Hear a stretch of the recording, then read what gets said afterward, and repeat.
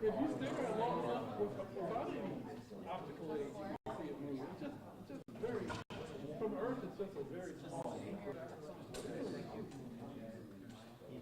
I can give you the mile per hour. But our planet revolves around the sun about 70,000 miles.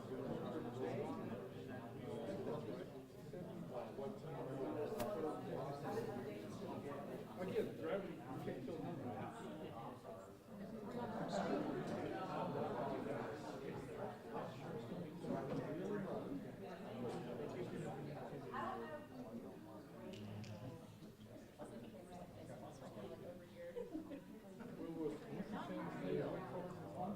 They waited until right now to ask the question. I mean, we have a population of 52,000 every day, so you had another what, 50,000?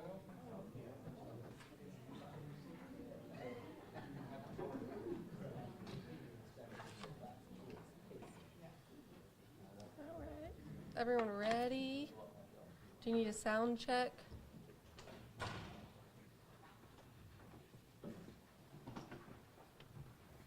Good? Thumbs up? Thumbs down? Something? Anybody? All right. I'm Annie Sims. I'm the Public Information Officer for the Winston-Salem Police Department.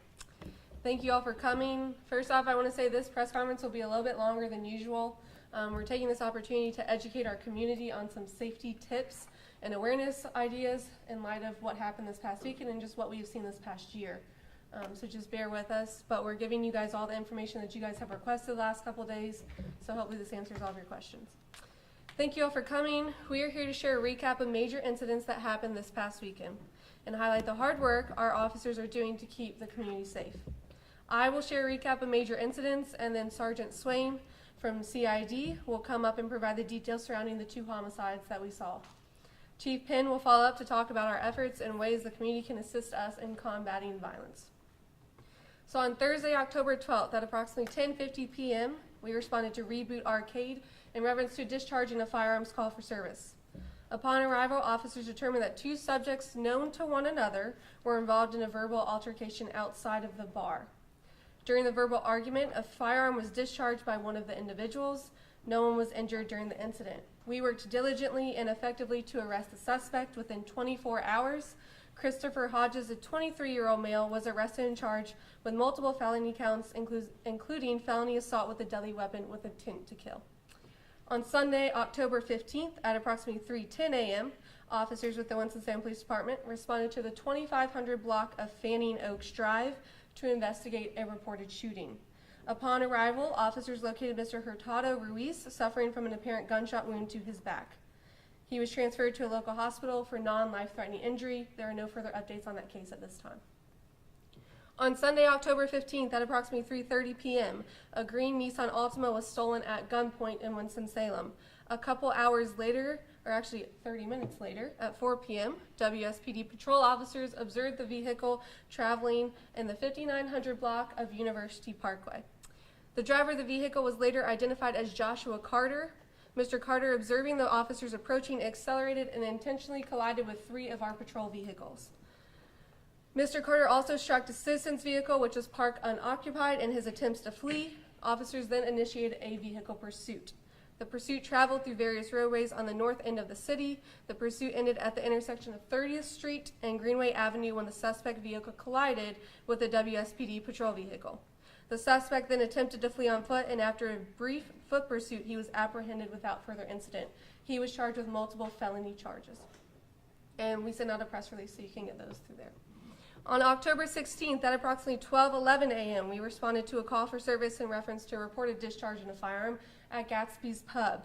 Upon arrival, it was determined that a verbal altercation occurred, which escalated to one of the involved individuals brandishing a firearm. The individual then proceeded across the street, and he fired 1 shot in the direction of the business before fleeing the area. No one was injured as a result of this incident. Further investigation revealed that an unidentified black male, which you see pictured here on the screen, wearing a Wake Forest University sweatshirt displayed on the front, blue jeans, and multicolor Air Jordan sneakers, was the suspect involved. We ask that you please continue to share this information with the community. Our non-emergency number, our text-to-tip hotline, and our Crime Stopper number is on there. We ask that anyone with information please come forward and provide it to us as we continue to investigate this case. I'm now going to invite up Sergeant Swain to talk about the 2 homicides.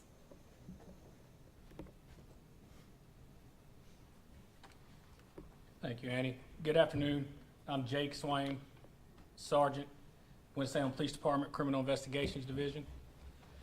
I'm here to recap the 2 homicides that occurred the past weekend, and they are being investigated by our Criminal Investigations Division. On Friday, October 13th, at approximately 10:24 p.m., officers responded to a call for service at 1207 East 23rd Street in reference to a reported shooting. As a result of the shooting, Natalie Carter succumbed to her injuries on October 15th, which now this investigation is being investigated as a homicide. The 2 victims, Natalie and Maya Carter, were mother and daughter. Maya Carter sustained non-life-threatening injuries.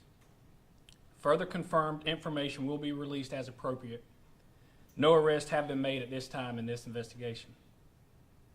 On Sunday, October 15th, at approximately 1:15 a.m., officers responded to a call for service in the 800 block of East Devonshire Street in reference to a reported shooting.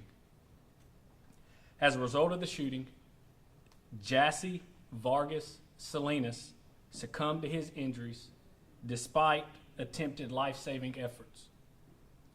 On the afternoon of Tuesday, October 17th, 2 suspects were arrested by our Special Weapons and Tactics Team, patrol officers, and the United States Marshal Service in connection to the homicide of Mr. Salinas.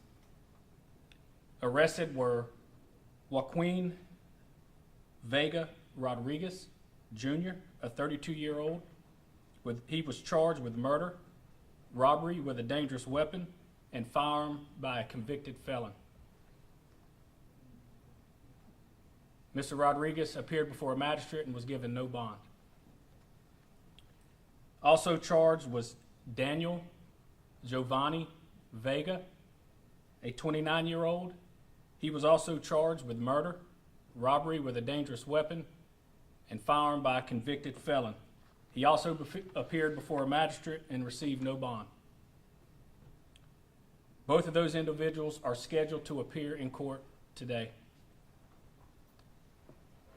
These 2 homicides mark our 39th and 40th homicides of 2023. This compares to 33 homicides in 2022 at this time. Since August of 2023, we had a total of 6 homicides. There were 0 in August, 2 in September, and 4 in October.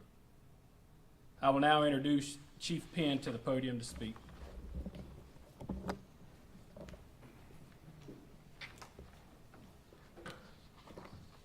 Good afternoon, William Penn Jr., Chief of Police, Winston-Salem Police Department. I think it bears mentioning before I talk about efforts to combat violence that the cases that Sergeant Swain just spoke about, there's no evidence to suggest that they're random. In almost all of those cases, there was a relationship of some sort. I think it's important that the community knows that. Some of our continued efforts to combat violence as we continue to work through some of the issues in our community. One is the Downtown Bar Patrol. This patrol operates on the weekend during prime activity hours. Downtown Bar Patrol aims to protect all businesses and patrons and not just bar, so just don't be fooled by that name. We also have a Downtown Augmentation, which operates 7 days a week with a day shift and night shift. These are the officers you see on foot walking around in the downtown area. Recently, we just added a directed patrol on Burke Street, which requires patrol officers from all districts to make a presence on Burke Street and in the downtown area as call volume allows. I also spoke with Sheriff Kimbrough earlier, and we had a conversation about the violent crime in our community, and as a result, we are working towards restarting saturation patrol throughout the city. It's important that everyone knows that the police department does not solely serve, protect, and support the downtown area. There are violent crimes occurring in all parts of our city that must be addressed. We must not forget that downtown is not the only affected area with violence. Our goal is to safeguard the entire community we call home. By implementing the above off-duty assignments I just spoke of, we're allowing patrol officers that are on a shift in a district, in your communities, to continue to patrol those areas and use their time for proactive activities. I also spoke with Forsyth County District Attorney Jim O'Neill today, and he pledged his commitment to aggressively prosecute for violent crimes in our community. The reallocation of resources and payment of overtime to off-duty officers is vital to the safety of our entire community, including the surrounding areas of downtown. I think it's also important to provide safety tips to our community, because oftentimes we're asked by our community, what can I do to help? Community can help law enforcement by utilizing the acronym SAFE. S, sign up for our camera registry program at connectwinstonsalem.org. Businesses can enroll in the Get Connected Winston-Salem at no cost today. Residents can also enroll in our camera sharing program. It bears mentioning, at no time do the businesses and residents not have control of their own cameras and their footage. A, anonymously send information, photos, videos through our text-to-tip hotline at 336-276-1717. You may also report information to Crime Stoppers at 336-727-2800. F, follow your instincts. Always be aware of surroundings, and if anything feels unsafe or gives you a bad feeling, please proactively call us at our non-emergency number at 336-773-7700. If you do not wish for the officers to speak to you, then say so, and we won't. Also, you don't have to wait till fists are flying and gunshots ringing before you call the police. If you see an argument that seems to be escalating, go ahead and give us a call. The sooner you call, the faster we can get there and address the situation. E, ensure you look out for yourself and one another. We must come together to combat the violence in our community. As I conclude, I want to take the opportunity to thank our officers for the great work they do to keep our community safe and offenders off the street in a day-to-day manner. Also, I want to thank our professional staff who provide us with the equipment, knowledge we need to take these offenders off the street and keep our community safe. It's no secret that we're over 100 officers short, but as you can tell, we are doing the job. We're getting folks off the street as soon as possible. As we continue to recruit and gain new members in the WSPD, the community can help by sending good public servants our way. Imagine what we are going to do together when the community and the police department are working together to combat violence crimes in our community.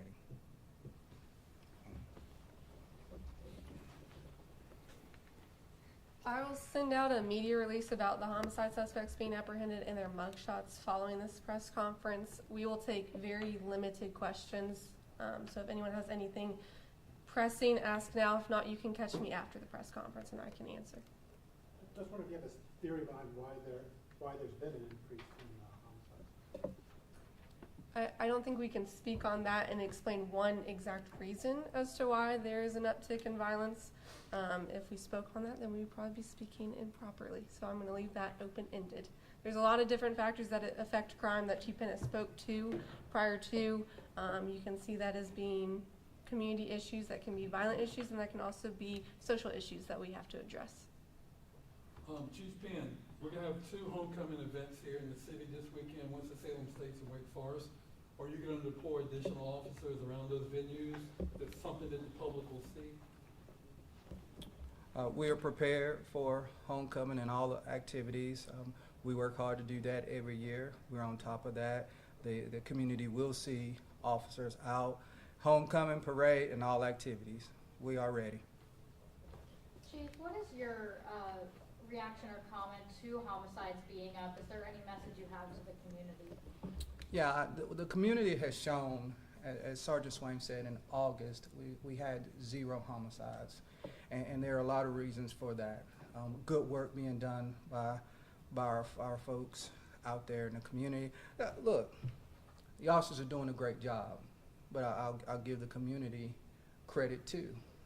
When you have 0 homicides in a month, what you know is that folks are walking away from conflict. And so that's what we have to do. Again, we have to call the police.